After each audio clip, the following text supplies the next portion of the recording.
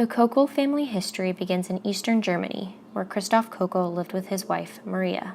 In September 1854, the Kokels, along with their two children, Magdalena and Johann, also known as John, joined a group of other Wends migrating to Texas under the leadership of Reverend John Killian.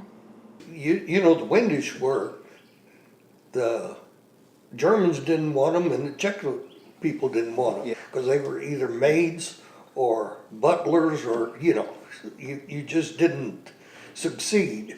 But anyway, they were mistreated. The laborers didn't get as much money as the other people, so they decided to leave. The group traveled to Hamburg, Germany, then to Liverpool, England, and then across the ocean aboard the Ben Nevis. They arrived in Galveston on December 16, 1854. Several children died on that trip. Oh, yeah. I think it was about a 30-day trip.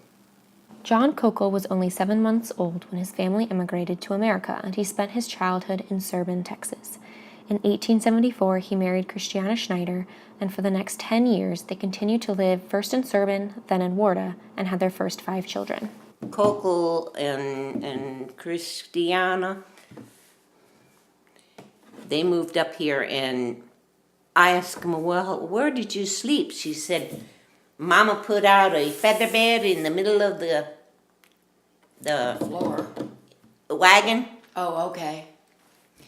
and then they had to all sleep. She and I think 2 other brothers or 3 other brothers had to sleep with their feet together, heads apart.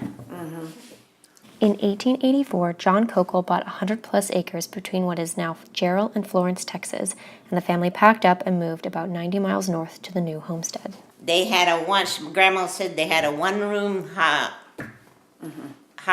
Right. Oh, right. Dirt floor. I always wondered why she went barefooted. Then now you know why. Now I know. The family scraped by in Cornhill until 1887, when the Kokels moved finally to Walburg. It was here that John built Christiana, the famous Kokel home, in 1898.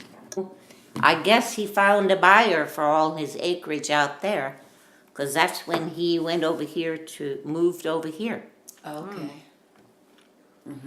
He moved over here, and then he had enough money to, instead of a one-room dirt floor cabin, he built her a big house. She said, we were assured that Texas Rangers chased the Comanches out. But she said every now and then they'd come by. Oh. But she said they were peaceful. But you had to hold on to your horses or your geese or something because they'd steal them. In total, John and Christiana had 13 children, 9 of whom married and had children of their own. The Kokel children and their children's children helped create the tight-knit, uniquely Texas-German community in Walburg that persists to this day.